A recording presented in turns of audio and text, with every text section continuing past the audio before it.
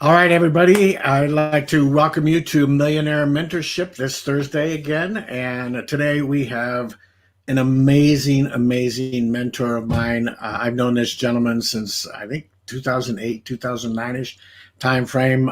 We were in an affiliate marketing business. I was on his team, and then network marketing company that he went to #1 on. And I'm just going to kind of read you a little bit of his bio just to share with you how amazing this is. He specializes in helping network marketers increase their duplication faster and with less frustration. He's a best-selling author, in-demand speaker, top social media power influencer, philanthropist, and founder and CEO of the Higdon Group, a world-class leader in the sales and training industry. He was featured on the Inc. 500 as one of America's fastest growing companies.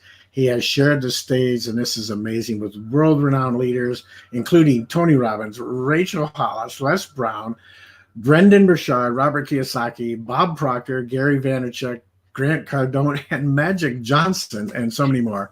As a former #1 income earner in network marketing company, he knows what it takes to get the results. And he and Jessica currently live in Florida with their 4 children. But what really, for me, is the pinnacle of who Ray and Jessica are is their servant heart and their servant leadership. The fact that without question, their heart goes out to help those people. And like I said, I've been working with Ray for a long time now.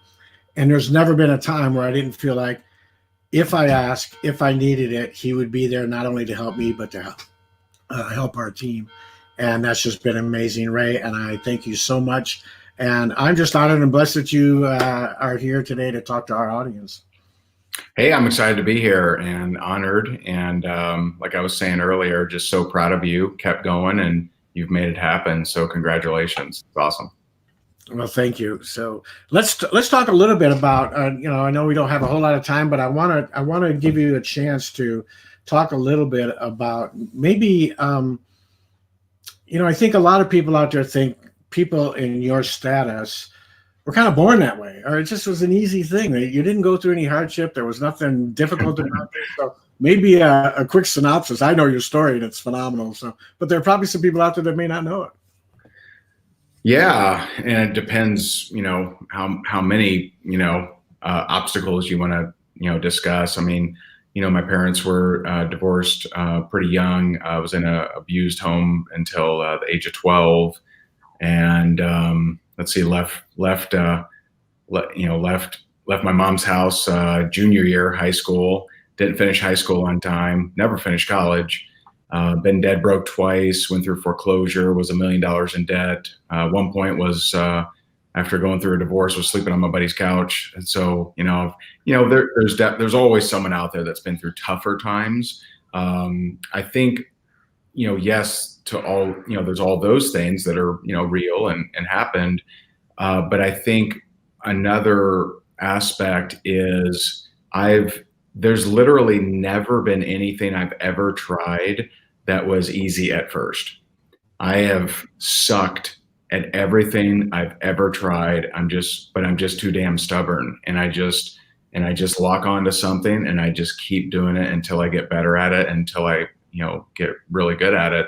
And so there's a lot of people that think it's, natural. Like I've had people, after speaking on a stage or something say, "Oh my God, you're such a natural." And there's literally nothing that could be further from the truth. My first time giving a public presentation was in front of 6 or 7 people that I worked with for years at a county government.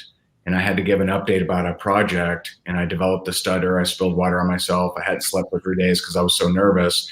And my boss, Maggie, who was the best boss I ever had, and I really respected her, after my presentation, she pulled me in her office and asked if I was on drugs. And so I can assure you that there's just nothing that I just came into and just rocked and rolled, right away. I've just been stubborn. I mean, I sucked at a bunch of different network marketing companies, sucked at a bunch of different businesses, but just kept going. Paddleboarding. Someone knows my paddleboarding story. I looked at that too. That's a terrible story. Well, and if you all heard this, there was one thing he said throughout that short little synopsis. I just kept going. I Yeah. just kept going. And so I know a lot of our team and a lot of the people in our company, in our group, they always seem to have the question of, and it's a simple question, and I've heard you talk about it so many times. How do I get past the fears? What do I do that will take me and give me that, that stubbornness, or that unstoppableness, and just not be afraid and go out and do it? Yeah. I mean, I think, you'll find, I don't know that this is true of everyone, but I would say the majority of, successful people that I've worked with, I mean, we have a mastermind of, I think there's maybe 60 in there or something like that. And, the smaller leaders in there have teams of 10,000. The larger ones have 100,000, 500,000, 700,000. And so the majority of successful people I've worked with, they felt the fear and did it anyway. It's actually pretty rare that I meet someone that did something to get over their fear and then did something. It's usually, I was scared out of my mind, but I did it anyway. And so I remember, 2009, when, I was dead broke, I was in foreclosure, I was being chased by bill collectors, $1 million in debt. And I remember I had there was actually one around here, but I had one of those legal size yellow pads of paper that I had written down, all the people that I was going to reach out to.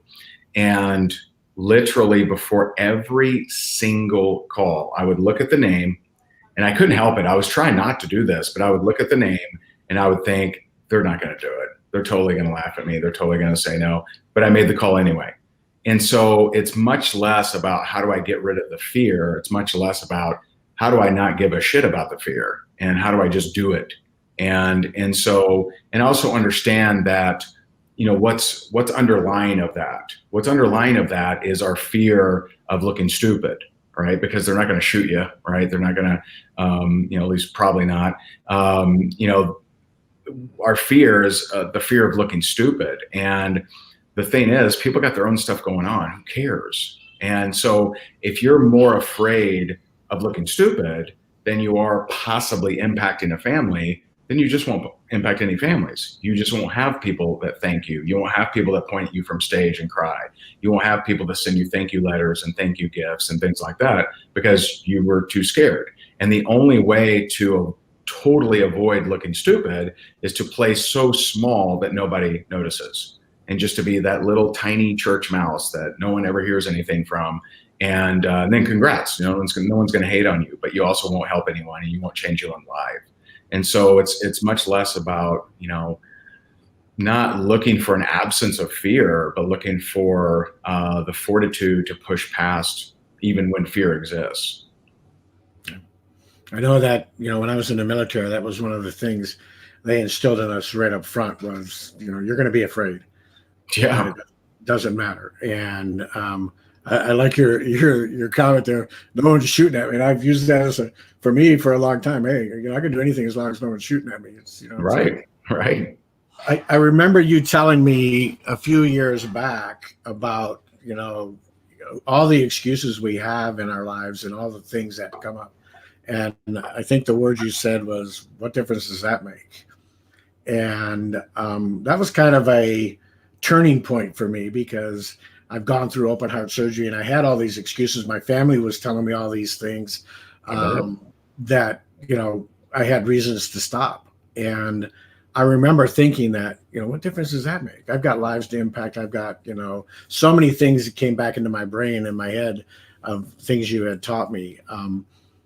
But, there's still those people out there, and I'm trying to think of how to phrase this question, but if you were to lay out, I think of three things: mindset, skill set, and maybe tool set that people need to work on.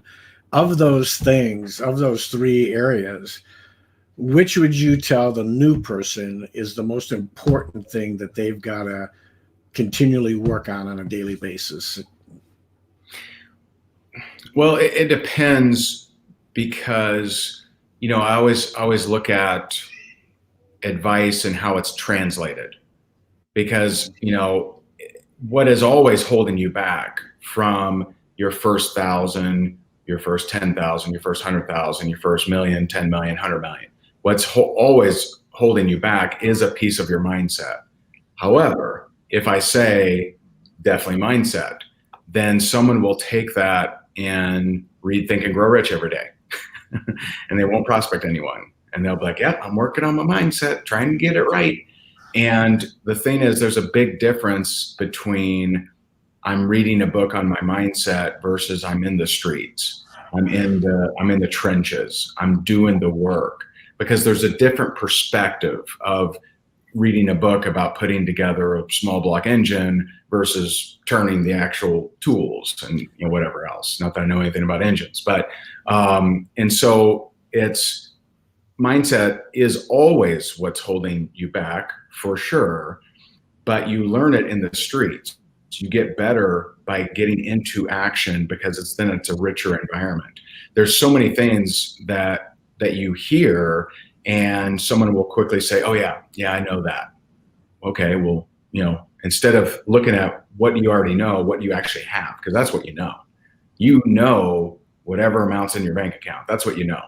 You may have read, how to be a millionaire, or you may have read these other things. You may think you know how to be a millionaire, but your bank account tells the truth. Your asset sheet tells the truth. And so it's not how much do I know about mindset, it's how have I grown, how have I challenged my comfort. And so one of the litmus tests for me for growth, I was on a podcast today, and someone said, what do I define as success? And I said, growth and contribution. I need to feel like I'm growing. The only time I feel like I'm growing is when I'm being challenged. And like when I'm, having to, have internal conversations that are really challenging.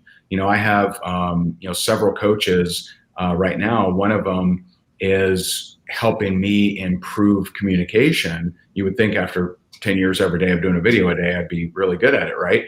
But and I'm okay at it. I think I'm, probably pretty good at it. But how do I get better? How do I get that next level? And it's by challenging what I think I already know. And so I have one coach that's just like, that was terrible.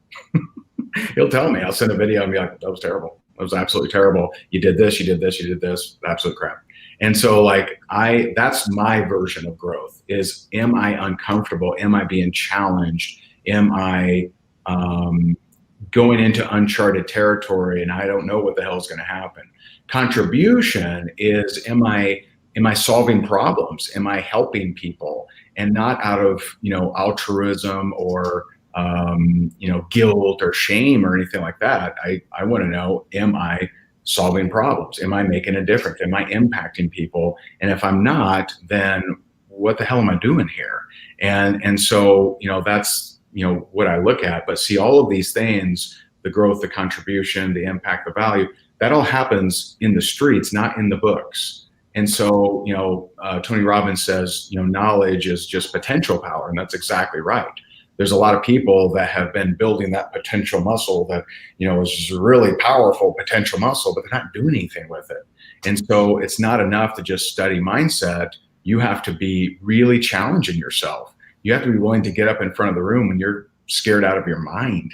You have to be willing to prospect someone that, you may shed a tear before you pick up the phone or send them a message or walk up to them, right? And so it's always mindset. Last year I hired Grant Cardone. It was $100,000 for 6 hours, so $17,500 an hour, roughly, right? And but in 1 hour, very first hour, I got my money's worth times 50, maybe 10. Let's see, 50, because he helped me see one part of my business differently that I don't know I ever would have seen the way he saw it. And the only way I got that was to being in the room with him to ask him my direct question. And he made me see my business, one part of my business, a little differently, that I guarantee you that 1 hour will lead to an additional $5 million. And so that 1 hour is a 50Xer, right? And I still have a few hours left with him out of the 6. But, it's like, it's getting uncomfortable. It's getting in the streets, doing the work. It's very hard to work on your mindset when you're not in action. I don't want to say it's a waste of time, but it's certainly not time best used if you're just working on your mindset and not doing the actual work. That was a very long answer. I hope that was awesome, because you hit on something that I talked to the team about. You hit on a couple of things. One is, we teach the team that you need to get out there, you need to do Facebook Lives, you need to get in front of your audience. And I remember when I first met you, you were doing Facebook Lives like every single day. And I got a blog, and I started learning to blog, and I'm a retired software engineer. I'm a techie. So I fell in love with this stuff. And I remember over the years thinking, oh no, Facebook Lives. And now to hear you say, because anybody that's out there that knows Ray and watched your lives would be flabbergasted to hear somebody say you're terrible. But and here most of us are sitting there going, well, I'm terrible, and here's a guy that, has been doing this for as long as I can remember knowing him, and so forth. So for those of you who are out there thinking, okay, I'm terrible, I'm never going to get better, it is a process. It is a process. Well, so I'll tell you about I told you about my first speech. I'll tell you about my first video. So this guy, Robert, was helping me. I had helped him make some money in real estate. And he is who introduced me to the whole concept of affiliate marketing. I'd never heard of it. And this was probably 2008, maybe 2007. I'm not sure. And he's like, hey, I could teach you how to make some money online. He didn't know that my real estate business was total trash, and I was in desperate need of money. And so he's like, all right, you want to shoot a video? So I shoot this video, and I think I'm super slick. I think I'm really good, man, because I've spoken on stage at that point, and I'm like, I'm going to kill this thing. And so, I get dressed. I got my suit, I got my red tie, and I didn't want to mess up the words, of course. So I had taped the script to the back of my laptop. And so, the camera's, here, right? So I'm like, hey, do you struggle with getting leads online? I'm Ray Higdon. I can show you how. And so I finish it. I'm like, yeah, man, got it. And I sent it to him, and I'm like, hey, man, what do you think? And he responds back very quickly, and he says, LOL, I totally think you should post this. And he was cracking up. And I called him. I'm like, what do you mean by that? He goes, dude, it was hilarious. You should totally post it. I'm like, okay, yeah, I probably won't. Not the effect you were calling for. He seriously thought that I had created it as a spoof. That's how bad it was. He couldn't comprehend that was a serious attempt at a video, because it was so terrible. And so you get better, man. You get better. Now, do you still have, I think I've asked you this before in the comments, do you still have that video around? Man, I know you lost it. So my first and second YouTube channels got shut down. I had built up one YouTube channel to 25,000 subscribers, millions of views, and haters came on it, attacked it, had 1,400 flags in like 7 seconds. So it was a programmatic attack. And that first one, I didn't know enough to back up the videos and stuff. So I lost all the really bad ones. And so, I wish I had it. And I don't have that computer anymore. I wish I had it so I could show people, because people don't believe you. They don't believe that I was terrible at videos. They don't believe that I was terrible at speaking. I wish I had that stuff. I remember the first time I heard that story, I thought, I'd just love to see that and use that as a tool, because it's so powerful. So very powerful. We got to, do you have a few more for just a couple more questions? Sure. One of the things that you also mentioned that I thought was very, very powerful was you just spent $100,000 on Grant Cardone. I, I try to tell people this all the time because, I'm having now success after 40 plus years in the business. And I've had some success before. I've made six figures years ago when I was doing this, but I've never had the success I'm having now. And one of the things I found was what really helped was a mentor. So how important are mentors? And should people, even in the beginning, think, okay, I may not be able to afford a $100,000 Grant Cardone, but Sure. Should I be a part of this organization for the mentorship that Ray gives, or other people? So. Yeah, it's to me, the way to look at it. I've never hired a mentor to motivate me. That doesn't compute. Like I don't need that. But they're just, it's an unknowing condensing of time. So, most people, they just elapse time because they just think they have all the time in the world. So what, I'll just Netflix binge. I don't need to work on my business or anything. And so they elapse time because they think they have all the time in the world. People that like to collapse time, right? People that like to get there sooner. So I'm much, much more likely to, spend tens of thousands of dollars on a coach versus buy a $500 course. Because I want my answers, and I want my answers as quickly as possible. And I want to be able to get the intricacies of my exact scenario versus go through a 40-hour course for much cheaper. And maybe it helps me, maybe it doesn't. Where I've seen people go wrong is they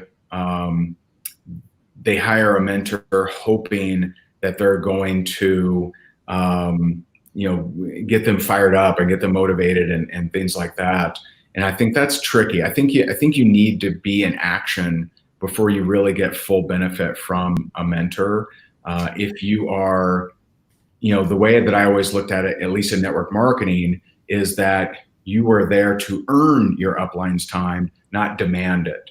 And a lot of people, they think that, by joining someone in their, network marketing company, that now they have an umbilical cord to their upline and they can tug on it anytime they want, regardless of their performance, regardless of their coachability, regardless of if they deserve it or have earned it or anything like that. They just think it's like all of a sudden now, reversely, they now own that person somehow. And that's the problem with that, is that if you treat people that way, you won't ever want to be treated that way. So you actually will sabotage your success. So it's the same person that bashes the rich. So some people are like, oh, those rich fat cats or whatever. Well, all that does is energetically repel you from ever being rich, because you'll never become that which you despise. And so it's something that I always looked at mentors as people you earn. I want, like when I go and meet with Grant, his staff will tell me, they're like, yeah, man, he's excited to see you, man. He goes, man, he always talks so much about you guys. And I'm like, he probably does that for all his coaching clients. They're like, no, he doesn't, man. He hates a lot of those guys. I shouldn't say that. He does not talk as highly about some of his other clients, I should say. And you know what? I see that, one, as a shortcut, and two, as a way to build a tighter relationship too, because I was willing to edify him and give him love. He had me on his stage. Now he didn't say it that way. Hey, if you're willing to edify me, right? But because I was so, willing to give him some credit because it was due, he's like, hey man, why don't you come out to Vegas and speak at 10X? And so, I went out there, and I was only up for a short period of time, but it was, still pretty cool. And so I would not require a mentor to get into action. That's where I think a lot of people make the mistake. I would not demand or be entitled. See, some people, they'll come to me and be like, hey man, you're making lots of money. You're really successful. You can least you could do is coach me. I'm like, yeah, that's how it works. Right. And I appreciate that. I appreciate what you're thinking here. It wouldn't be fair to my paying clients, but I'll tell you what, I got 10 years of free content. Go through some of it. And if you got questions, I'm happy to answer a question or two. And so, but if you go around thinking that you're owed something by people more successful, then all you're actually doing is energetically separating yourself from the person of success. And so that's a dangerous place to be. Oh, and like you said, then people underneath you are going to think the same way of you.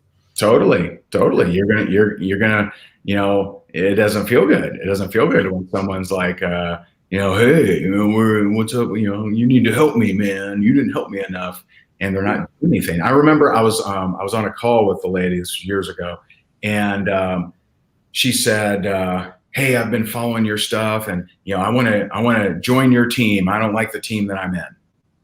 And I'm like, okay. I'm like, well, what's wrong with the team that you're in? And she said, well, my upline won't help me. And see, some people would just enroll her and be like, yeah, I'll help you. And I'm like, what do you mean by that? What do you mean by they won't help you? And like, explain to me, because I don't want to be the next person on her list of people that gets bashed. I don't want this person going and saying, Ray didn't help me. Right. Mm-hmm. And so I asked her, I'm like, well, what do you mean they didn't help you? Or what is your version of help? And she said, well, they never call me. And I said, you mean like you call them and they never call you back? Or they just never call you? So never call me. And I'm like, so you're not reaching out to them, but you feel that it would be a good thing for them to reach out to you.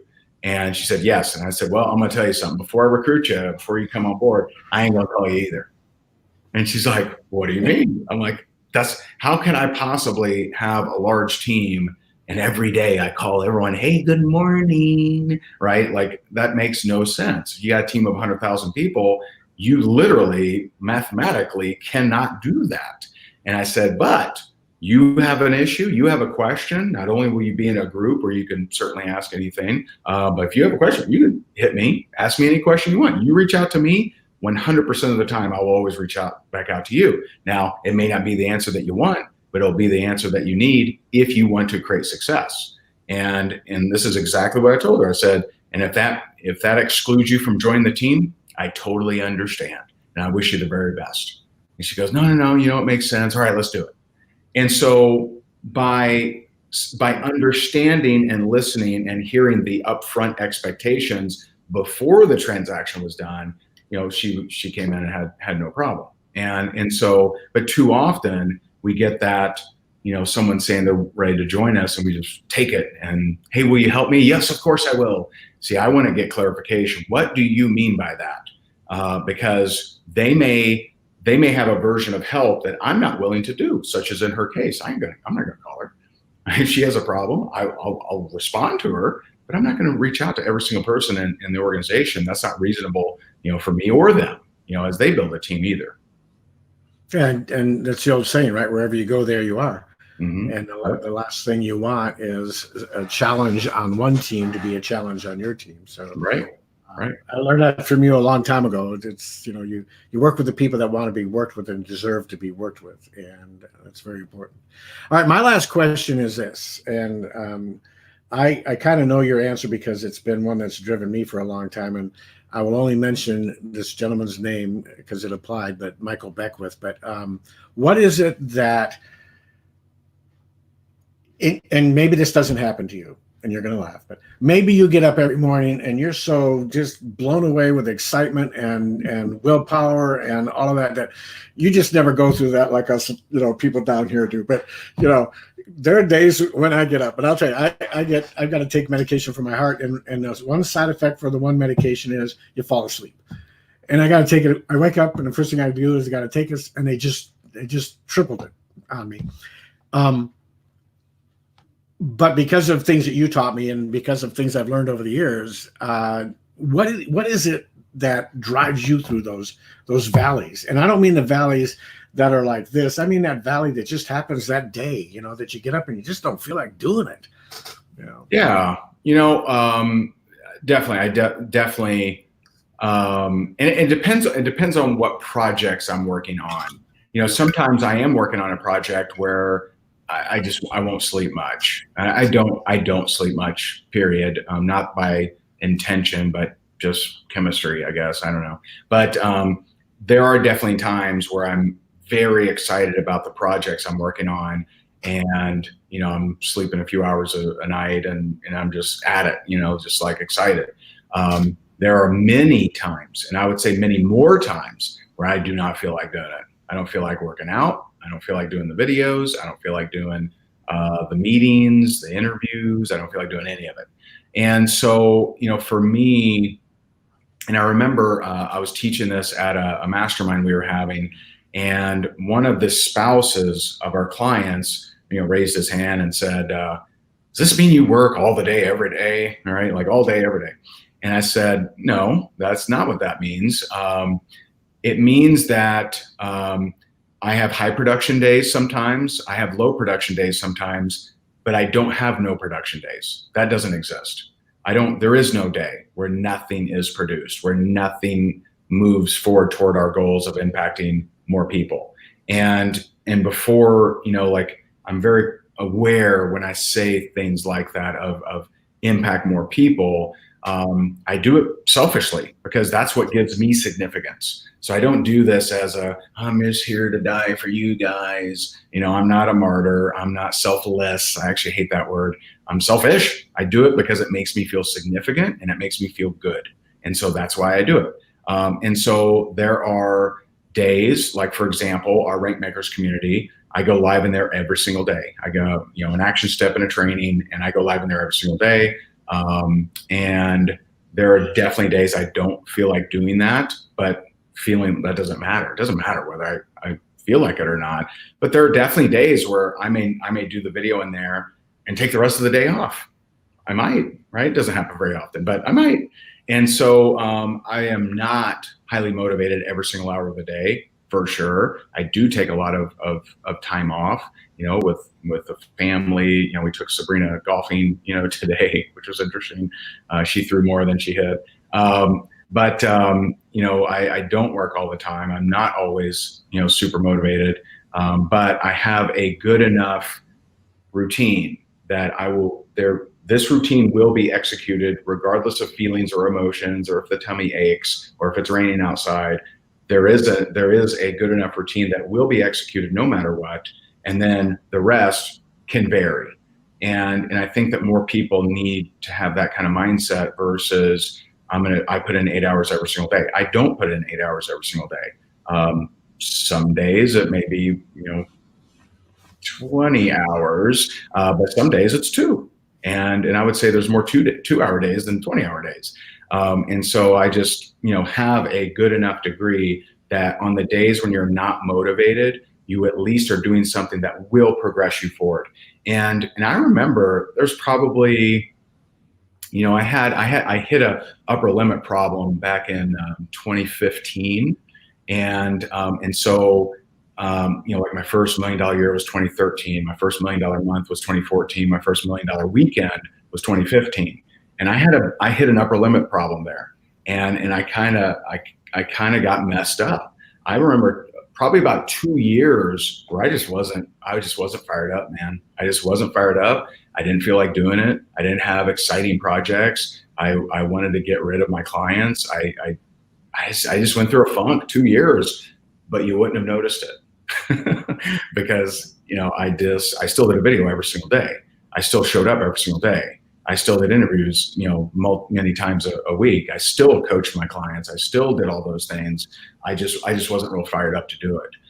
When we launched Rank Makers in 2017, that gave me a whole new dimension of, I'm in the trenches. This is my tribe. This is my family. This is, who I'm fighting for. And I spend a lot of my time thinking, how do I improve that scenario? How do I improve that tribe?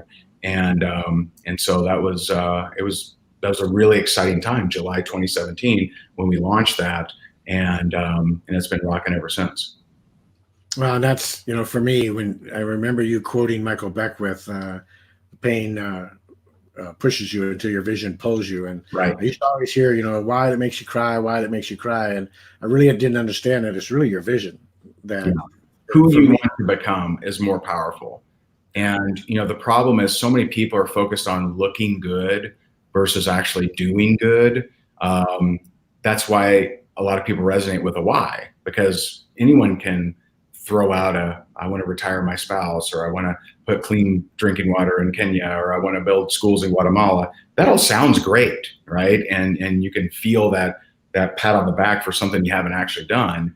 The vision of who you want to become is a little different. Like, I want to become the person that is able to fund new research. Like right now, we're funding a cause with the March of Dimes for more studies to be done on moms that deliver babies that have the coronavirus because there's no research. So right now, in I believe most, if not all hospitals, if mom gives birth and has coronavirus, baby is taken away immediately and secluded from the mother. We think that's very bad based on a lot of past research. And so we're actually funding research for that. Okay, let's figure this out. Do they need to be separated? Maybe they do, I don't know. We don't know without the research, but no one else is doing it. So why not us? Why not us kick that off? And so, like, I wanted to become the kind of person that could do that kind of thing, that could stand for that sort of thing, versus just tell everyone what I'm going to do at some point in the future, and not make a difference right now. Something that doesn't have commercial value like a Y does a lot of times. Right. Yep. Right. Ray, I can't thank you enough, man. If you guys, if you're on this and watching the replay, drop a hashtag replay, share this out, do watch parties, get this out there, because there's been some amazing, amazing nuggets. I don't want to close this out, though, without you letting people know about Rank Makers. It has been something that has really helped me, my team. I see a lot of people out here that are commenting they're in Rank Makers. It is phenomenal. Yeah. I'm sorry, go ahead. Well, I wanted to put up a link if you had one that. Sure. Yeah. It's not publicly open, but we do have a link that I put out in interviews and things, and it's becomearankmaker.com.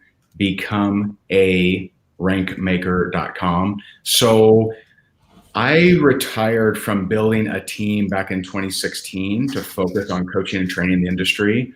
And honestly, I missed so many elements of it. I missed being in the trenches. I missed recognition. I missed not my recognition, but like giving recognition, right? Because when you go to a trainer, typically you're selling a course, you're selling a book, you're doing an event, and it's all good, right? It's fun, but it's not a team. It's not like a tribe. It's different. And so in 2017, we started telling people that I was going to launch a group where I would go live every single day, and we would track production.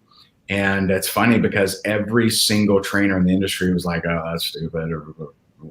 Well, how much are you going to charge? And I'm like, $20 a month. They're like, you can get way more than that. I'm like, I know, that's not the point. I know. But, we started that in 2017, July. In the last 2 years, we've helped network marketers bring in over 166,000 new customers, 36,000 new reps, and achieve 7,600 rank advances. And those numbers are as of a few months ago. I just got new numbers, but I don't have them memorized yet, but they're higher than all those, obviously.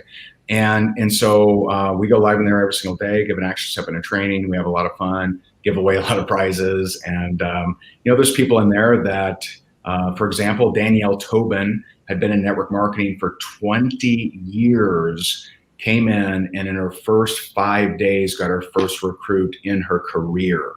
Deb Smith had been in network marketing for 5 years, got her first customer in month 1 of being in Rank Makers. So we are really good, not at impressing influencers or something like that, but helping people get into production and get results that they've never gotten before. I would say that's our specialty.